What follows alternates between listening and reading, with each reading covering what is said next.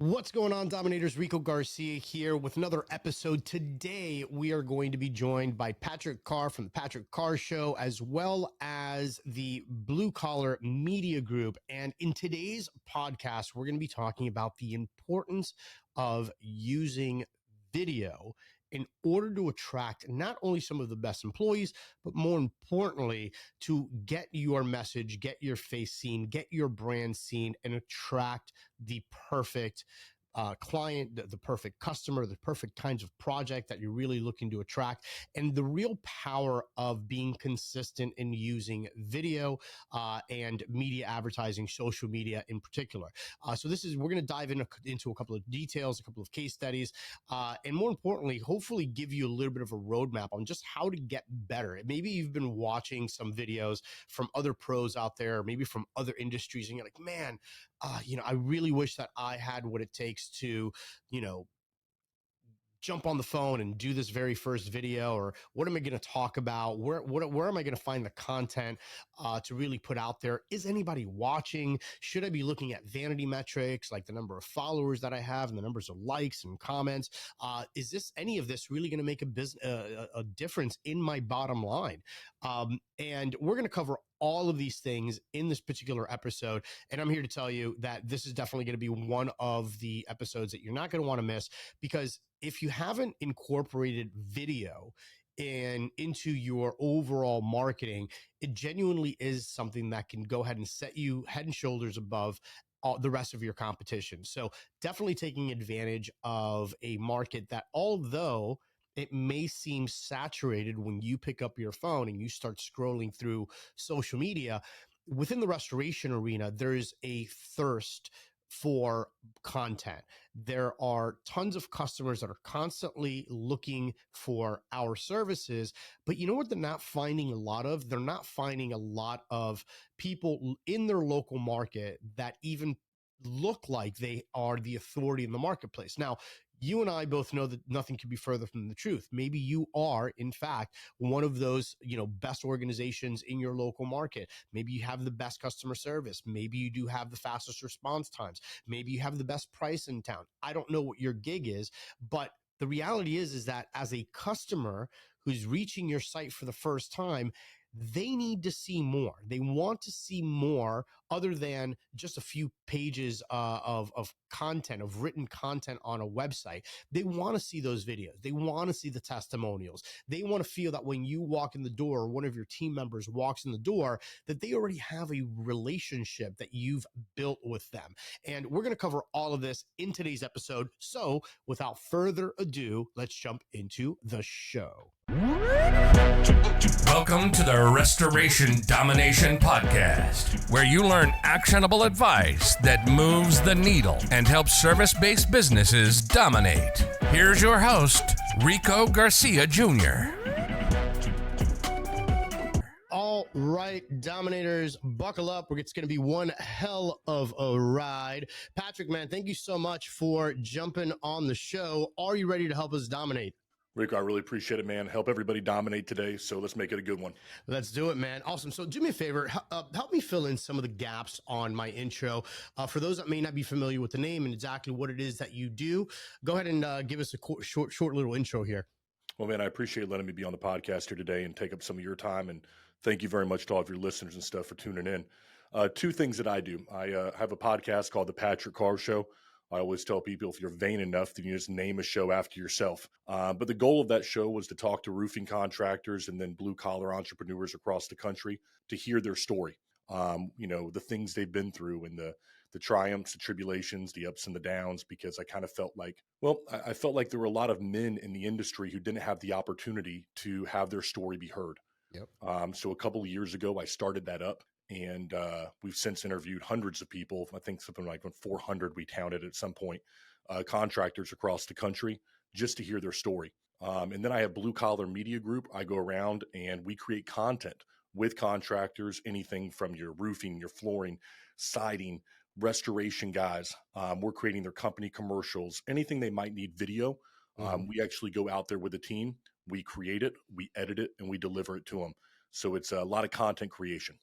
I love it, man. And that's kind of like where I wanted to talk to you about, because again, the restoration arena is a very awkward arena in a lot of ways, because it's several years behind the eight ball with, in my opinion, marketing, in a lot of cases, selling procedures. It's just a very unique industry.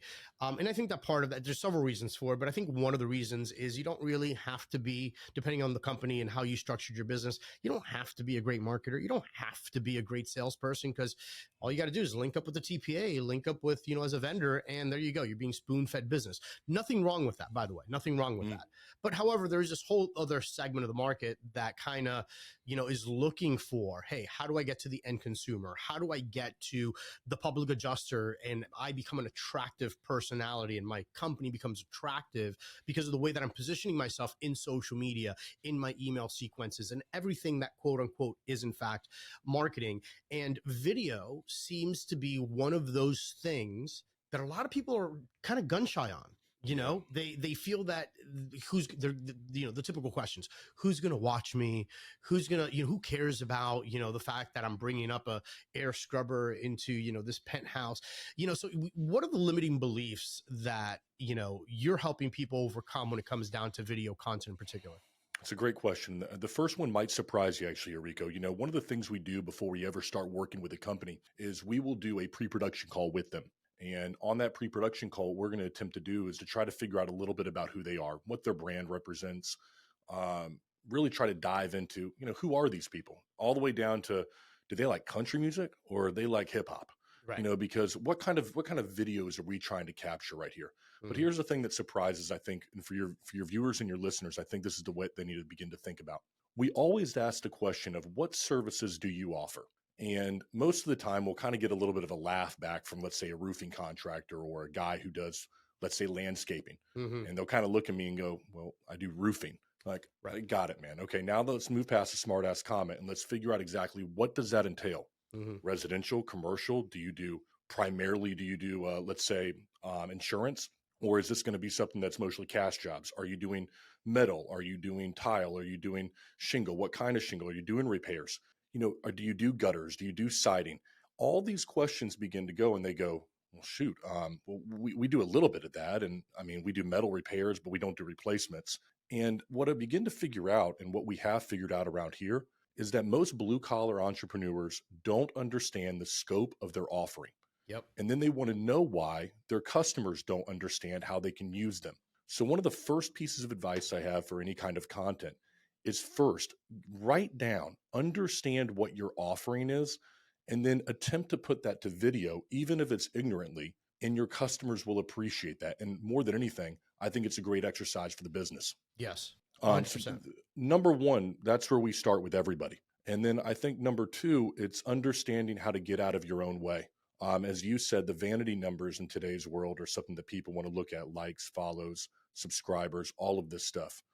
You're not creating content for yourself, though. And what we try to preach to our clients is that most of the time, the anxiety and the nervousness and the things that prevent people from creating content are oftentimes because they believe they're doing it for somebody else. But their nervousness comes from how they look at themselves. Right. And they're not creating it for somebody else. Right. If you keep your end user in mind, you're trying to bring value to them, not to you, not to look cool, not to be the most badass contractor on the block, but you're creating it for the home or business owner that potentially could use your business.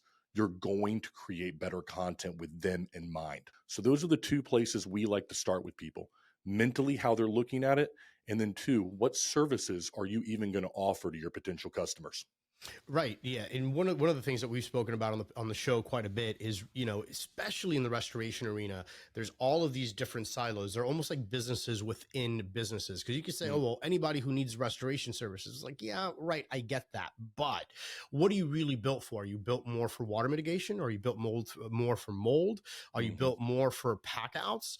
Because that makes all the difference in the world. And then also, if you do offer, water, fire, and mold, let's just use those three as an example, which one of those three are your most profitable, right? Yes. Good point. all of this is going to dictate where you want to spend your time, where you're going to want to spend your energy, and honestly, what you're going to have the most content to even talk about. So do you find it difficult for a lot of business owners to kind of wrap their head around that concept of you don't need to talk about all of your offerings. You just need to figure out these are my main pillars in my business.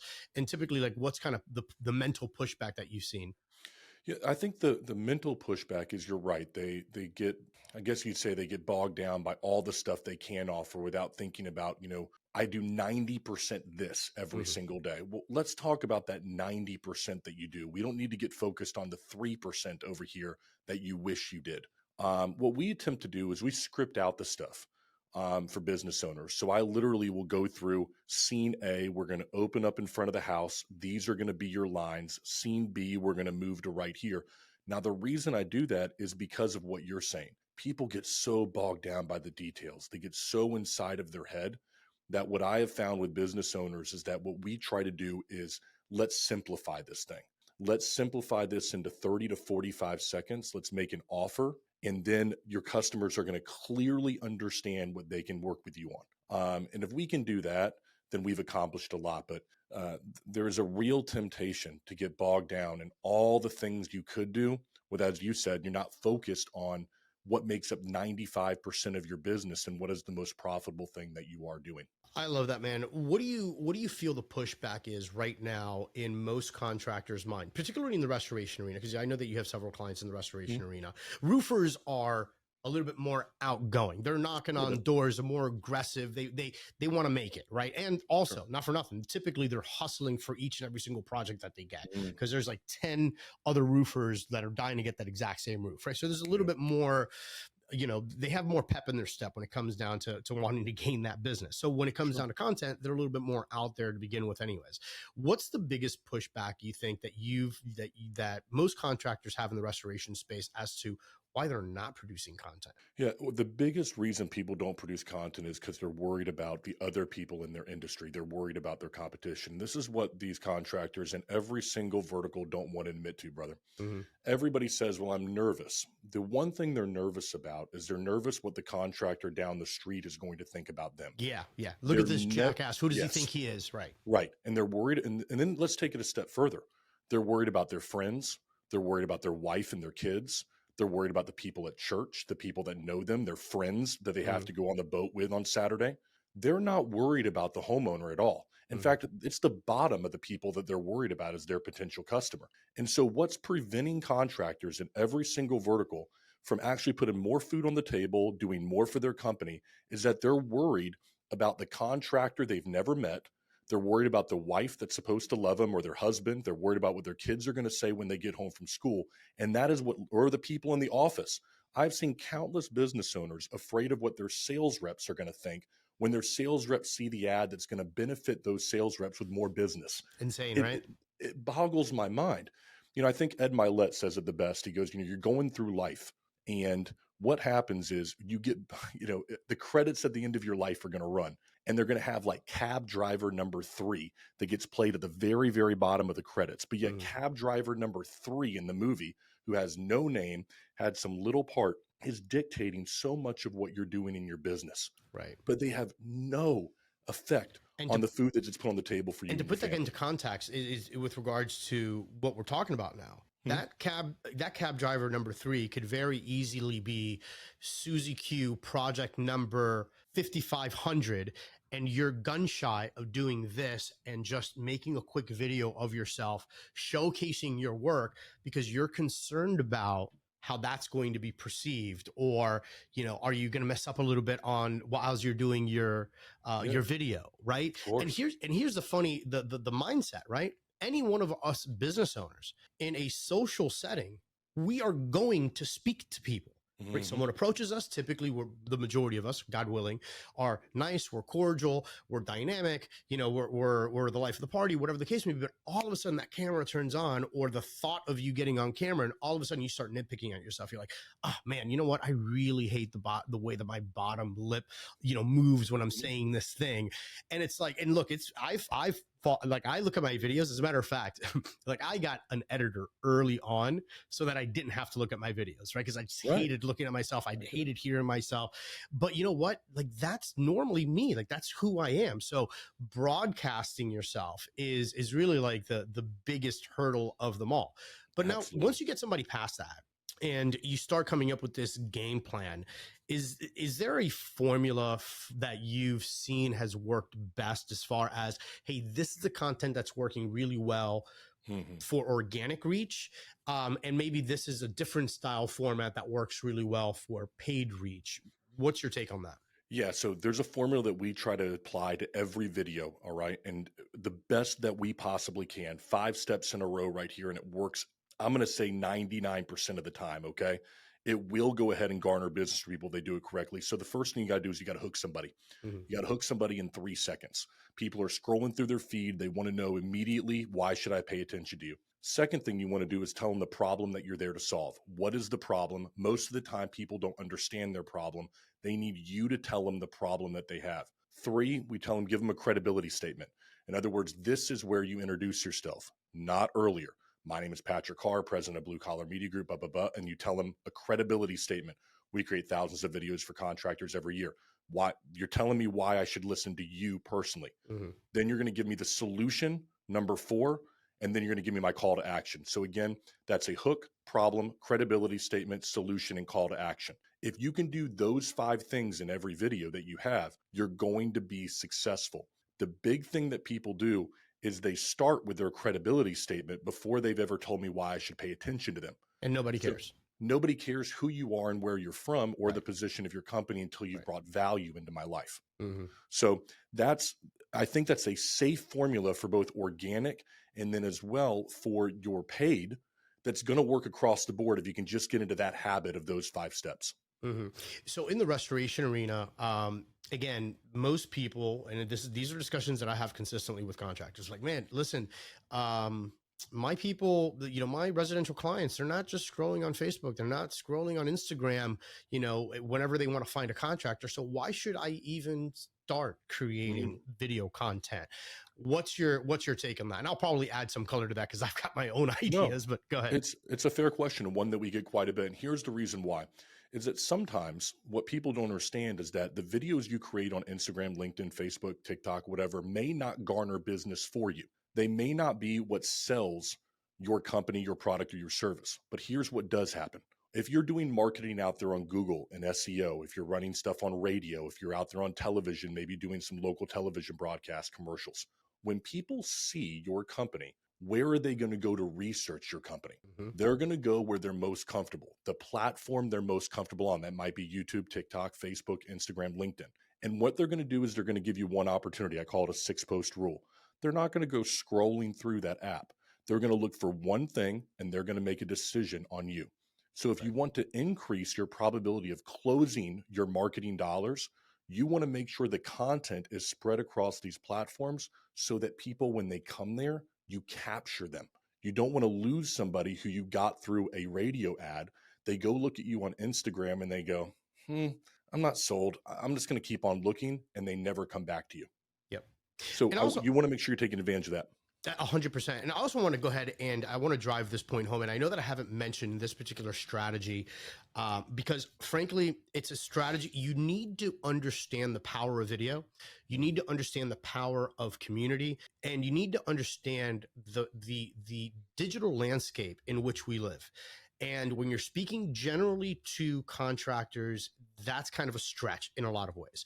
But I do want to share this in the context of just how powerful video really is. Right now, if you go on to YouTube and you look up free lawnmower services, let's just say, okay, there are kids, and I'm talking kids in their 20s, right? Like 18, 19, 20, that are going around, they're knocking on a door, and they're like, hey, Susie, I see that, you have this like lawn. It's crazy. I want to take care of this for you. Absolutely free. Don't pay me for anything. Okay. The only thing that I ask is, do you mind if I record? And what they do is they take those small little clips of this horrible scenario, right? Of what it was, a quick little clip at the end about like how it, wrapped up, like how good it looks, driving traffic back to Facebook, to YouTube. And if you go on to socialblade.com, just plug that in, you kind of give you an idea of how much you're making. Talking about over 7 figures in a YouTube channel. Now, you're like, Rico, why the fuck are you talking about this? Like, what difference does it make? Let me tell you why this is important. Because a lot of us in the restoration arena, how many times don't we want to have in our own, portfolio of feel-good projects that we've done, this one little old lady that got denied by insurance. And it's not a huge project, but now that's a marketing piece that's going to forever pay you dividends, right? Absolutely. Not only are you doing something good for the community, which you were probably going to do anyways, but this way it's documented. It's also paying you dividends, because if one of your other customers sees that, hey, this person's actually really nice, they're helping out the community, they're not all just money hungry. And above and beyond that, for all of these really, amazing viewers, they're watching this content. Well, now you're making money on that monetized channel as well. So it's almost like you can legitimately make more money giving stuff away in today's landscape than you can by even charging with. Now, of course, that's a big pill to swallow, right? It is very And tough. it's a mind expanding exercise, but I think it merits, it just kind of validates how big video and content really is. It does. And what I would add on to that is those people who do that. I love those garden videos. They're the best. They're awesome. They do a time lapse. It looks really cool. They edge and they make it look so good. Yeah. But here's what they're really good at. They're really good at telling a story. And this is what contractors lack at. To give you an example of what you were talking about, they'll take their phone like this on top of a roof and say the age old line of, we were here at Miss Susie's house and, her insurance denied her claim and we were able to do this and we were able to blah, blah, blah. No. Okay. What you need to do is talk about what this woman had to go through. Yep. This woman had to pay premiums for 30 years for her, denied her, left a leak right there that kept on coming in and mold formed. That means her dog got sick. These are the kind of things that people want to like, whoa, okay, man. This guy stepped in here, stopped that leak, cleaned out the mold, didn't make $1 in doing it, then helped her through the process of the insurance claim. Now he's standing right there with her and saying, you know what? We did right by this woman. We're going to do right by you. There's a real power if you know how to tell your story rather than just telling me what you did. Yeah. And so that's what I would tell people is that, yeah, you can get there, but tell the story in a way that it's going to charge an emotion within someone. I love that, man. Let's talk about kind of switching gears, but obviously keeping it on the rails. Company culture in the sense of video. When it comes down to marketing and video, most organizations are structured in a way where, if they are going to have a marketing piece, it's a very, very polished, very clean, almost commercial style video that they kind of that they're trying to put out there. And in today's landscape, again, I think there's a time and a place for everything, granted, but most people just kind of flick through that kind of stuff, because if it looks too clean, it doesn't look like it's got a personal touch. They kind of flick through it. But really what's happening is you will have, if a decision is made to go all in on video and go all in on content, what generally happens, it's one person in the organization, as opposed to combining forces with your project managers, your field techs, like even maybe novel idea, having a dedicated video person that's what they do. Yeah. Why do you feel that it's so difficult not only to get most owners to buy in just so they can be the face of their organization, but why they don't want to make this part of the general culture? But before you answer that, let's go ahead and thank our sponsors. Dominators, let's face it, your company will make it or break it on the backs of your estimating team. But if we're honest here for a second, what tools have you actually given them to succeed? The Actionable Profile is the newest tool inside of your estimator's toolbox, or at the very least, it should be. The Actionable Xactimate Profile is a data-driven solution that provides real-time estimating guidance on the fly. It checks for both overages, omissions in your estimates in real time, leading your team to having much more accurate scopes each and every single time that they're writing an estimate.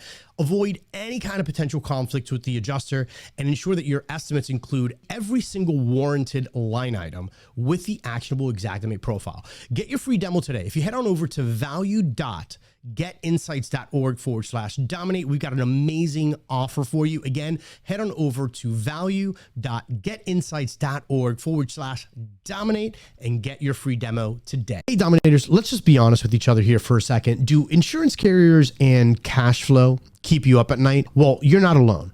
Give One Claim Solutions a call if you want help with your insurance billing and collections. OCS is comprised of people, technology, and processes that are really essential and needed to optimally manage insurance invoices. You see, their team of attorneys and well-trained claim advocates have years of experience with the laws, regulations, and all of the policies surrounding restoration work and property insurance. One Claim also has built a technology that's specifically handling insurance invoices and moving them through the carrier's claims process. And lastly, their time-tested process and are rigorous. I mean, these things are tight, and more importantly, they're tailored to the nuances of each carrier. So altogether, One Claim Solution has what it takes to get you paid in about 32 days on average, while also probably one of my biggest takeaways is removing the burden of having to deal with the carriers from your plate. Reach out to them today at oneclaimsolution.com/dominate. Again, that is oneclaimsolution.com/dominate. Get your consultation today. Hey, are you a restoration business owner who's ready to retire or maybe just move on to a new venture? Well, selling your business can be a very complex process, but Restoration Brokers of America is there to help. They have over 15 years of experience inside of the restoration industry. RBA has helped countless entrepreneurs sell their businesses for maximum value. Now, whether you're looking to sell your business quickly or you're simply interested in a long-term exit strategy, RBA's team of experts can guide you through the process from start to finish. At RBA, they understand that selling your business is a huge decision. And more importantly, they're committed to making the process as seamless as possible. So if you're ready to start thinking of an exit strategy, this is what I want you to do. Visit sellmyrestorationbusiness.com. Again, that is sellmyrestorationbusiness.com to get more information. You've worked hard to build it. Let RBA work hard to sell it. Hey, Dominators, let me ask you a question. Who really likes managing salespeople? I think that the answer really is no one, right? So the question now becomes is why is it that you're allowing yourself to manage one of the most important segments of your business when at the end of the day, you don't even really enjoy doing it? Well, this might be a solution for you. Wylander offers remote sales management for less than what it would cost you to hire a full-time sales manager. You could always use one of their industry-specific sales managers to handle your salespeople. And this way, you can get back to doing what it is that you love to do. So this is what you could do. You could use one of their industry-specific sales managers to help you handle your sales team. This way, you can get back to doing what it is that you do best, and you can let Wylander take care of the rest. Reach out to them today. See what the options are. Are you dominating the insurance agent referral market? If you're not getting referrals from insurance agents, then let me tell you something. You need to speak to Jerry Edel. Are you ready to grow? Can your business actually handle it? Well, Jerry Edel is a specialist at referral revenue from insurance agents. He started way back in the 70s as a restoration technician, and 34 years later ended up as the national sales trainer for one of the largest restoration franchise companies in the good old US of A. And for the past 16 years, he's been helping restoration contractors succeed at creating long-term referral revenue from insurance agents. So schedule a call with Jerry today. Let him guide you through your growth process so that you don't grow yourself out of business. All you have to do is go to jerryedel.com/dominate. Again, that's Jerry, GERRYEDTL.com/dominate. All right, Dominators, we're back. So picking up where we left off, why is it so difficult from a company culture standpoint for, the entire organization to get behind on video? Well, I think the big mistake that owners make is they put no incentive to it for their employees. You expect that just because it's the right thing to do or that your employees care about the company, that they're going to go create video for you. You have a Monday morning meeting. It should be a requirement, in my opinion, that an individual who's out in the field is required to give this much in video sent to one person who's your videographer, and that person will make collaborative stuff, and they'll make all sorts of cool videos they can piece together with all the footage from everybody that gets sent to them. But you have to give a financial incentive for that person to do it. This is where I think people mess up. Well, I shouldn't have to do that. Well, you know what? They don't care about their business as much as you do because it's not theirs. Right. So what I tell individuals is, why don't you give a financial incentive that at the end of every week you get $100 if you send in 5 videos of at least, let's say, 20 to 30 seconds, whatever you might be. Well, that's a lot of money. Yeah, but think if you have 20 people, Now you've got hundreds of videos coming in that your videographer can work with. How much content is going to be able to be created? That is less than one roof. Maybe it's one project for your company every single week. Surely, if you've got a videographer that's halfway worth a damn, they're going to be able to get that for you with that massive amount of content coming in. What about in-house video teams? And I know that this is kind of contradictory, or maybe it's No, contradictory it's to fine. what you kind of do, because again, you kind of help them produce the content and you go out there. But what do you think about in-house video teams? And even, we're not talking crazy like studio $30,000 cameras or anything like that, but just a dedicated person who is constantly walking in and saying, hey, you know what? Our front desk people are great today, and we haven't, showcased them. Let's go ahead and showcase our front desk people. Let's showcase our receptionist. Let's showcase our project manager today. Hey, I know that we've got this amazing project that's going on. Maybe it's a celebrity home or whatever. Let's go out and showcase that. Do you think that that should be a permanent position in every person's company, like period, regardless of the industry that you're in? Again, to my own detriment, absolutely. But here's the problem that we find when they go and hire an in-house individual.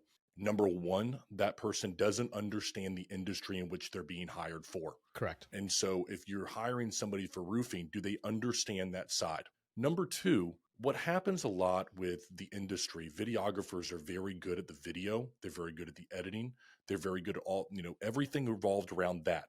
But what you're asking somebody to do when you ask to bring in someone, and now they're in charge of not only the video, but the marketing. That person may not be proficient in walking up to the front desk and saying, hey, Miss Jones, I want to do a video with you today. And what is Miss Jones going to say? I ain't doing no video with you today. Look, forget that. He goes, okay, well, let me go out to the site. And now that person goes out to a site somewhere and the people aren't wearing shirts. And he goes to the project manager. Hey, we got to have shirts on that say Patrick Carr Roofing.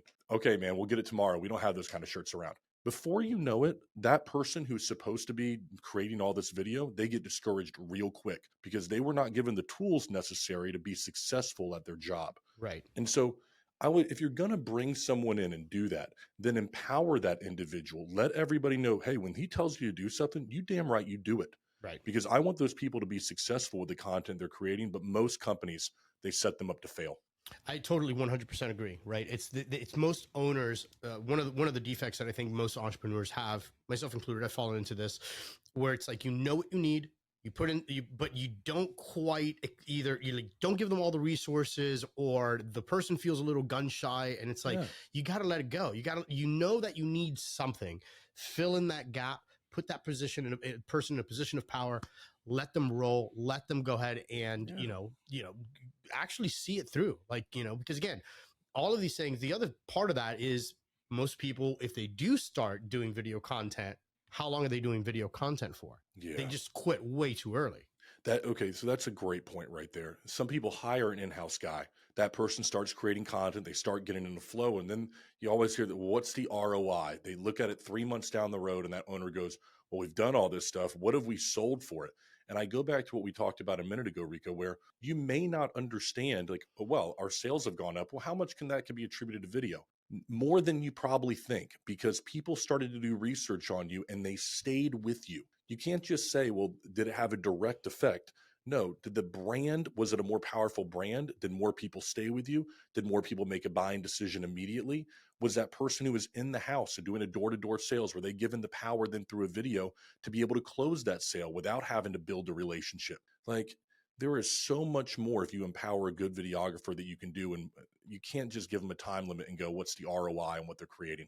Yeah, 100%. I mean, even myself personally, I'm huge on Google Ads. I've ran tons of Google Ads. I believe in that particular method of advertising, along with a ton of others. But in this particular case, where you don't have video, people would go ahead, they would click, they would call, and then guess what? By the time you show up to go ahead and do the estimate, they're like, hey, I saw this amazing post that you had on Facebook. I saw this amazing post that you had on Instagram. So you're right. They didn't find the post and then call. I still had to pay for a click. I had to do all this other thing. But you know what happened in that time, between the time that they called and the time that I'm like, sure, great, I'll be there at ABC time. They had enough time and enough curiosity at that point where they were vetting me. Yes. And they were vetting our organization. And for them to see a couple of customer testimonials and how the customers are like, they're happy and they're doing a walkthrough on the house and everything else like that, they're like, yeah, I want to do business with that guy. And, he sounded that exact same way on the phone. And when you show up, you're the exact same way. They're like, you know what? All right, cool. That works. And it's very difficult to track those particular transactions, because you're like, okay, well, where do you attribute that? Do you attribute it by the first form of contact, or do you attribute it to the last form of contact, like when they saw all those social media posts? And, how do people get past that? How should they look at it? And if they're going to put a timeline on it and put a budget on it, at a bare bones minimum, what kind of a time frame should somebody be looking at a content strategy moving forward in their business?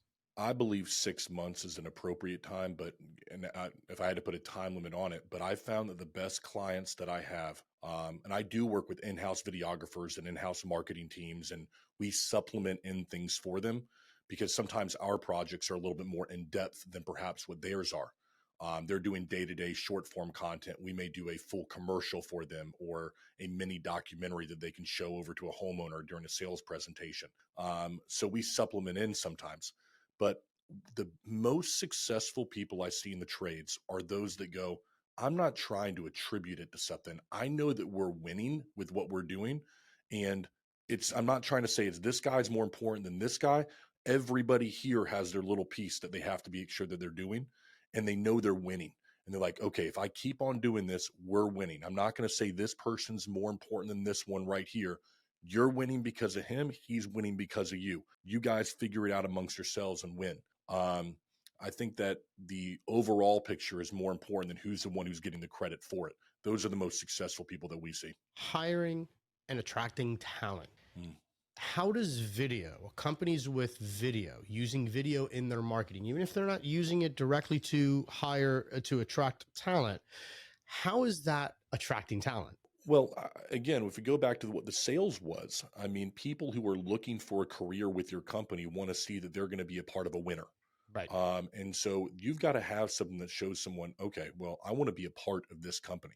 They look like somebody that I could be proud of. I could tell my friends about. I could have a career with. I could vertically move up in. And it looks like someplace I just want to be. Like, these are people that I would hang out with and have a beer with. If nothing tells somebody that, and then they show up, they walk in the door, they get some kind of like, hey, how are you? Like, well, I'm here for an interview. All right. Yeah. Just sit over there. Do you know who you're seeing? Like, I'm here to see Jeff. Okay. I don't know if Jeff's in right now, but let me check. What time are you supposed to be? Do you know how deflating that is for somebody? Yeah. Like these things it doesn't just come down to video, but make sure that your video and that culture that you're building, when somebody walks in, they see that culture, that it's not fake or manufactured. Because, man, that'll take the people who tell me they can't find someone, and then you walk in their office and you go, this is the first impression that I get. No wonder no one wants to be a part of this company. It's not surprising to me at all. Right. But yes, video should build the culture. They should show people what you're all about and show, hey, listen, this is somewhere you want to be a part of. This is something worth being proud of. I love that, man. So what does your process generally look like? Let's say that, some of our listeners are like, you know what, you're right. I've been listening about, I know that video is king. I know that I need more content. I need to start taking some action. I don't really know where to start, but I know that this is something that we need to do. How do they go about, and what, if you don't mind sharing, I don't know if it's the same across the board or if it's different. Like, how does the pricing structure work? Is it something that breaks the bank, or can realistically, like, anybody do this? Yeah. So, well, I'd like to think that anybody can do it. And the way that it works is we always start with a pre-production call with everybody. And then we come up with usually 12 to 15 videos that we're going to create. I script out those 12 to 15 videos. And they could be a lot of things. They could be process video. All right. What are you showing people when you're in the home with them? What if you had a professional 3-minute video that walked them through the process of how they're going to work with you? We have a company commercial, a company highlight. We have various videos that we can choose from. We take it, we script them out. We then deliver those scripts to them. At that point, what we do is I take myself, 2 videographers out to their site anywhere in the country. We travel, we get on the plane, and we spend 2 days with them. And we film and we do everything that are on those scripts. We then take all that video back here to our office in Orlando. We edit it all out and we deliver it to the contractors, or we deliver it to their marketing teams. And this way they've got a great foundation of stuff. And I'm talking about employee interviews that we do. I'm talking about, like I said, the process stuff, the highlight stuff. I'm talking about showing you what one of my favorite ones we're doing right now is a product demonstration. You Hmm. know, show somebody, hey, listen, how is your product better than someone else's? Yes. You know, these are the kind of things that'll stand out to your customers. But what we do is we take these 12 to 15 great videos and deliver them right to the contractor, edited and ready to go in different formats for social, or if they want to run them on TV, whatever they want to do, they're ready to go. Um, and usually it costs somewhere around $8,000. Hmm. And that includes flight, that includes everything, editing, it includes our days out there with them. So there is no auxiliary charges to it whatsoever, everything included. You know, a lot of this stuff is what I call evergreen content. Yep. All right. And we Yeah. make it that way on purpose. You know, I don't put dates to this stuff. We want to make it so that a year down the road, if something works, which we think that it will, then you can continue to use this content, whether it be in the same area, or if you, let's say you branch out into another city, you can use that content there to garner the business the same way you did where you're currently at right now. I love that. How often should contractors, because I mean, in 2 days of recording, I know that you can get a lot done, Sure. but considering the goldfish, memory and attention span that everybody has nowadays, especially on the social media platforms themselves, right? You scroll today and then it's done. How often should someone be looking to create new content or have that content professionally made? So then that way it could be, like Gary Vee talks about, pillar content and then smaller pieces that are drawn from that pillar content.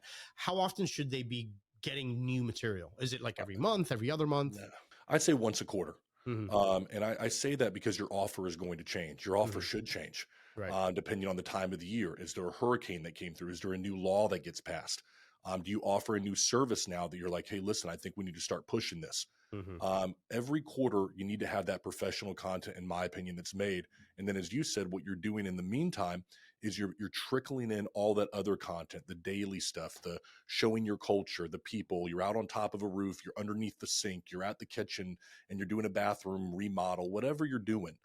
That's your time to do that. And then you've got your pillar content that we create that's constantly running in the background on your SEO and on your platforms that people are like, okay, I'm drawn to this company right now. You're using your other content to keep them there. Hmm. But our content will surely draw people in. Now, you had mentioned in the step-by-step formula, right, that basically your fifth step is a call to action, right? It's a Yeah. call to Yeah. action. You have to have a call to action, whatever that may be. But then that also leads to the additional thought, which again, in the restoration arena, it's not really something that is wildly used.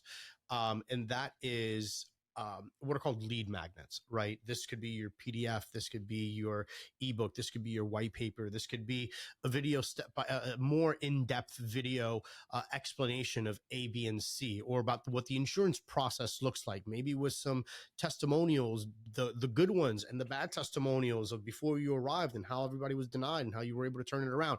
All of these things, which generally as a contractor, we already know where all the skeletons are. Like we know what our customers are going to deal with, because it's not just in the restoration arena, roofing as well.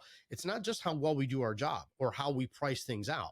There's desk adjusters, field adjusters, there's this, everybody's trying to deny everything. And then sometimes customers have this tendency to forget that you're actually one of the good guys, that you're on their team. So having these kinds of videos and explanations and PDFs and checklists and whatever, how well of a strategy does that tie in with the video content as well? I say give it away for free with value. So one of the questions we asked during the pre-production call, I'm glad you mentioned this, is give me some of the top questions that you're getting from your customers every single day. There's not many of them. Or another way to look at this, give me the top questions you wish they would ask your competition. There's a slight change right there. Yep. You know, you want to think about that stuff. And if you can come up with those, then what begins to happen is a theme begins to develop. I'll give you an example. Like a theme might be something like, you don't know you're about to be denied.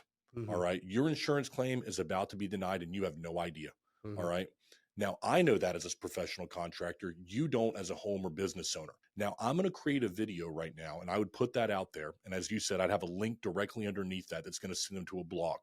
And what I'm saying is, you don't know you're about to be denied. I want to give you the 5 things that you need to know right now before your claim is denied to make sure it doesn't stay that way. And so I'm giving them a teaser through the video, sending them over to a blog, which would be a simple part of my website right there. And then I'm looking to capitalize on that right there by giving away the information for free. Mm-hmm. And I don't do that game stuff where I send them there and they've got to sign up and they got to, no, I give them the information and then I capitalize on that because I know my information is valuable. Mm-hmm. They're going to trust me that much more. But I use the video to get them where I need to get them. You've just got to think about what are your customers constantly wanting to know, to use that video, put it in front of them, and then get them where you want them to go. That's awesome. And just as a little takeaway for everybody listening, if you sometimes, if you're in a position where you're like, man, I don't really know what the market is asking, there's so many tools nowadays, like so many tools, one of which is just Answer the Public. If you go to answerthepublic.com and you could literally type in water mitigation or emergency drop, whatever it is that the query is, and it'll give you every single question that are the most popular. And these are real searches based off of, Google. Not only that, you can also just type in whatever your question is or, root question is in Google. And now Google's got these questions where they got the little snippets. You can just kind of like, hit the button, drop it down. And all of a sudden now you've got, 30 questions, the most popular questions. This is millions of people going onto the computer asking questions. Like the content ideas are there. The days of trying to, look at a whiteboard and just stare at it and trying to brainstorm, they're really gone. Obviously, where that's not gone is in the creativity and the execution, but the questions are already there. What other resources would you recommend for people if they're having a hard time trying to get, content? How should they get inspiration? Where can they go? Yeah, so I look at a couple of different things. If you're looking for, the inspiration, I would talk to the people within your company, and talk to them about what questions do you get in each individual department. Talk to your front desk. When's the last time you asked them, what are people calling in and asking all the time? Mm-hmm. If somebody's the one answering the phones, talk to your sales reps. What questions are you constantly getting? Now, I know we go through this stuff when you do through sales presentations, but I'm talking about just general questions that when they're sitting there talking to a home or business owner, that they're asking them, because it's not just the sell, it's just the normal questions that people have. Set yourself apart as an authority by figuring out, hey man, is there something that people want to know about in my industry? You could chat GPT it too. And then as well, you can just simply put a Google search in for whatever industry that you're in. I'm in bathroom remodeling. Top questions for your bathroom remodeler. Mm-hmm. And there will be somebody that's come up with a blog for that. And you can look at those 10 questions, turn your phone around and answer one of those questions every single day. And then I'm going to tell you what I would do, Rico. I would go immediately on my phone right now and I would go to captions is what I would do in the Apple Store. An amazing app. And an incredible app that'll make your videos pop like no other. Mm-hmm. I always tell people 80% of the videos that are watched on social media are watched without sound. Yep. It's because people are watching them in their bedroom with their partner right there. They're watching them in the bathroom or they're watching them at their cubicle at work. So you want to make sure you have the captions that pop and jump on your videos. So what I would tell people is download it for $3.99. It'll make you look like Hermosi out there. You can have all sorts of cool, jumpy words and fun stuff to keep people's interest on your videos. And it'll make you feel more professional on top of that. So little things like captions as an app, it'll transcribe it directly for you. It takes almost no work at all. Mm-hmm. Will make you start to feel like an expert and you'll be wanting to create more content. And that's just cyclical right there, that confidence. And unfortunately, we're not sponsored by Captions because we're going to promote the shit out of them right now. But even as an added bonus to that, because again, I use the app. It's an amazing app. It looks great. Most of the video creators that you see, they're producing really good content. They're using either Captions itself or they're paying an editor an exuberant amount of money to mimic what Captions is doing. Correct. But maybe you're not as comfortable picking up the phone and looking right into the camera. You're not quite sure what you're going to say. Great. Take everything else that we spoke about, get those questions, put it through, write it out, put it through ChatGPT, or just write it out in your own words. You can upload that note into Captions. It'll send you push notifications where you can read your stuff and it looks like you're looking right up in the screen, because they also have this new AI technology where it will adjust. Hell, you know what? You can print it out on a piece of paper and your phone can be here and the piece of paper can be to the right. And you're looking at the piece of paper and then it's got eye correction AI where It's ridiculous. I'm talking about, this is the kind of stuff now that all of us have the power right in our pockets, right? With technology the way that it is, I mean, it would have cost an exuberant amount of money to do Absolutely. an eye correction just a couple of years ago. Oh my Now gosh, you've yeah. got that in an app on your phone, and it looks amazing. It looks amazing. Yeah. So yeah, it's a great app. I've probably, maybe you've seen me, I've talked about this before, maybe for some of your viewers who haven't heard me before, but one of the biggest exercises that we have our clients do is what I call the 5-5-5 rule. All right. And what I tell people to do is set your phone up in front of you. And I want you to talk about something for 5 minutes that I don't care what it is. Talk about Yankees baseball, if that's what you do. Talk about LeBron James. Talk about video editing. Anything you feel like I can talk about it for 5 minutes. Once you've talked about that into your phone, what you do is you put your phone down and you go like that, and you just listen to yourself for 5 minutes as you play it back. What you're doing is getting an audio image in your head of what you sound like. Then pick up the phone, put it on mute, and watch yourself for 5 minutes. Now I've got a visual image of myself. Use the captions app, transcribe it, and read what you say for 5 minutes. How many ums and likes or words that just didn't make any sense where you put them. Mm-hmm. And so now I've got this audio image, I've got a visual image of myself, but I'm also looking at the words that I'm saying for, do they have the most impact? And so if you do that 5-5-5, it takes 15 minutes to be able to do that every single week. I tell people you'll get 1% better each time. You'll see, well, my head tilts this way. I don't like the way I go like this, or why do I keep doing that thing with my hands? Right. You'll get better as you watch yourself more. Yeah. It's very simple to do. You do it right in your bathroom. You can do it anytime. It's either you'll get better or you just won't give a shit anymore.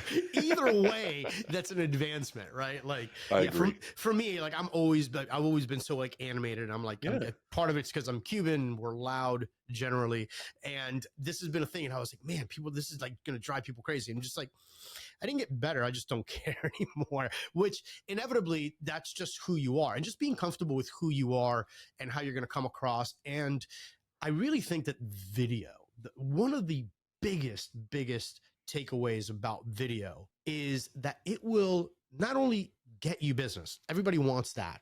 Mm-hmm. That's part of the equation. It will also repel business. Mm. In other words, the business that you don't want, the people that are not going to jive with you, the people that you're not going to jive with, video takes care of a lot of those issues. Right now, I know what you're thinking. You're like, well, maybe my sales guy is much more dynamic and maybe this and that, whatever. But, you really got to think about your company culture and who you are and how you're presenting things. And everybody's got a type that they want to do business with, and a type that they definitely don't want to do business with.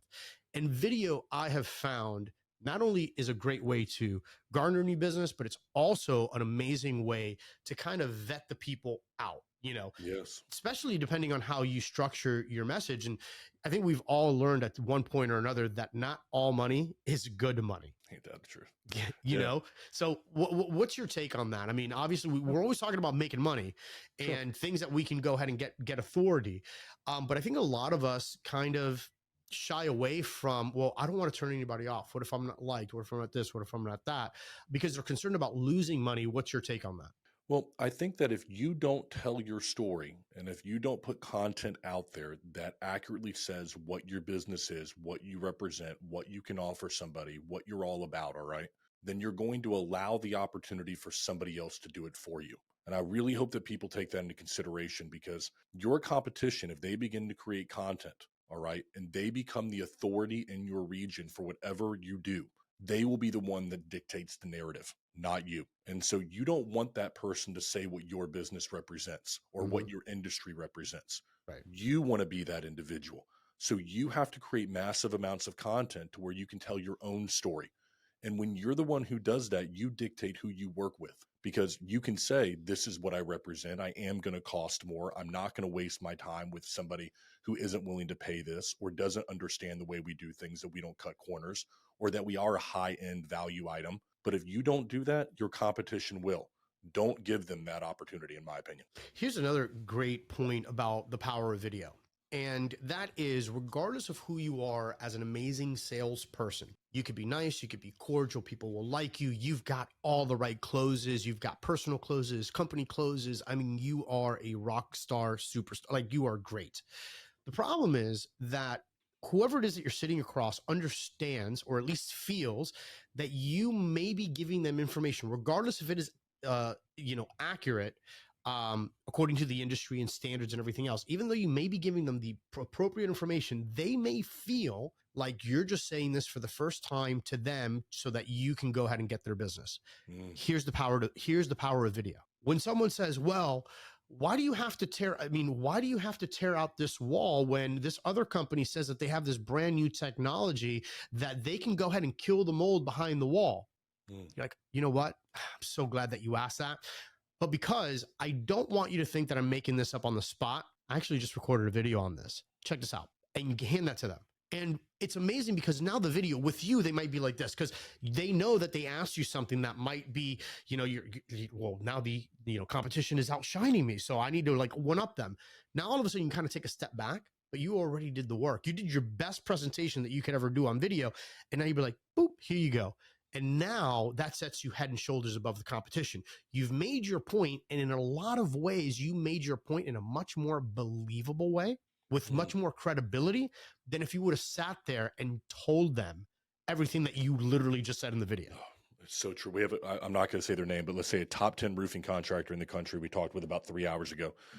They're doing about $200 million a year. And what they're using us for is exactly what you just said, where they're taking a roofing system and they're creating videos to show what they do differently to answer these questions. Yes. So that when a sales rep is in front, they can pull up these lists of videos and go, oh, you have a question about ice and water shield and why we use it.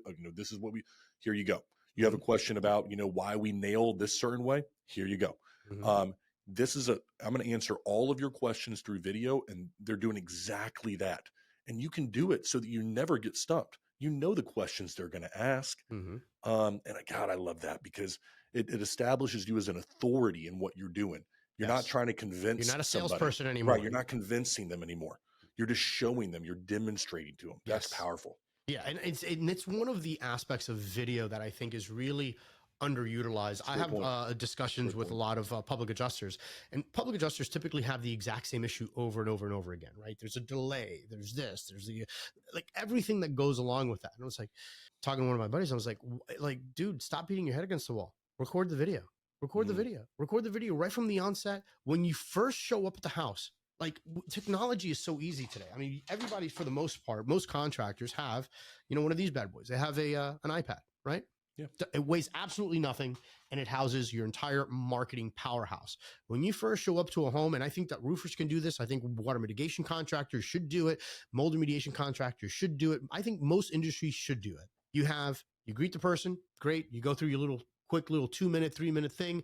Hey, by the way, I'm going to go ahead, show me where the issue is. I'm going to do the walkthrough. I'm going to go ahead and do my inspection. While I'm doing that, have a seat real quick, which, by the way, the added benefit to this is you don't have somebody over your shoulder, right? But have a seat real quick, because this is extremely important things that you're probably going to encounter. And I want to make sure that I don't miss anything. Check out this video, and you answer all of not only the process, but what some of the potential pitfalls may be that they're going to have to be mentally prepared for as the insurance claim evolves. So how many people do you feel or have you seen are implementing these kind of strategies, and to what success? I mean, 1%, maybe 2%. I mean, honestly, when you think about the number of contractors that are out there right now, such a very small percent are doing that. I tell people this, I love your video idea. You give it to somebody that gets them off their back, and it lets them watch something that they find to be entertaining. I always take it one step slightly further, and I say, hey, listen, at 1.5 minutes into this video, there's something that is so very important to me. I'm going to ask you about what you think about it. So just watch at about 1.5 minutes, because it's the most important part, in my opinion, of the entire video. I'm setting them up for, 1, you've got to watch it. 2, what happens at 1.5 minutes? And they know I'm going to ask them a question when I get back. So I want them to pay attention to this thing. I've gone as a business and created time, energy, resources to this video. I want to make sure that people are watching it. The amount of businesses that are doing this right now is minute at best. Because and the ones that you have seen using it, and the ones that you have seen using it, how has that changed their onboarding process, their profitability, just their overall outlook on content and what that's doing generally to their business? Well, I think what's happened with at least the ones that we've seen is their product, the expectation meets the reality more often. When you leave it to new sales reps, when you leave it to people that are not, well, they're going out there and they've been trained, but they're going to make mistakes. Why don't you minimize those mistakes by making sure they have the right presentation the entire time, that the expectation meets the reality that they're going to get in the end? And that what it does is if you standardize the presentation through video, then it stops those mistakes from happening with somebody who they could have the best of intentions, but they might forget one small part. And that could be the difference between a couple $1,000, a complaint, a 1-star review. You never know. Don't give them that opportunity. That's awesome, man. Consistency. The consistency is key, right? Yeah. And a lot of people ignore that. Well, they do. And that's what makes a great company is that when you're able to do it day in, day out, you can put a great roof on for one day, but if it's a 1-star roof the next or a 1-star remodel the following, you're going to be a crappy company. Even though you can do it right, you've got to consistently do it day in, day out, hundreds and thousands of times over to be considered great at what you do. And video will help you do that. I 100% agree. So for those dominators out there that are saying, they've been with us for the past hour, they're like, you know what, I'm sold on video. I don't have the time right now, but I want to go ahead and hire Patrick Carr. How do they go about contacting you? Yeah. So the best way is info@bluecollarmediagroup.com. That's info@bluecollarmediagroup.com. You send me something right there, say interested in video, give me a ring right here. We'll give you a call or we'll shoot you an email back. We'll get in touch with you and talk to you right through the process. So info@bluecollarmediagroup.com. And for those that may be listening while they are driving, don't worry. I'm going to have all of Patrick Carr's information in the show notes as well as in the video description below. Patrick, man, thank you so much for carving out some time to hang out with us today, helping us dominate with video marketing. Appreciate having you on the show, man. Man, thank you very much to you, your viewers, listeners, everybody. Thank you, Rico, for everything that you do. I think you do an incredible job, brother. Thank you, man. Thank you. And Dominators, make sure that you check out the video description and the show notes. And as always, hustle, hack, dominate. I'll catch you guys on the next one. You've been listening to Restoration Domination, your #1 resource for tips, tricks, and hacks to help your business grow. Subscribe to our channel and follow us for more Restoration Domination. And follow our host at Rico Garcia Jr. on Facebook, Instagram, TikTok, and LinkedIn. Till next time, this is Restoration Domination. Hustle, hack, dominate.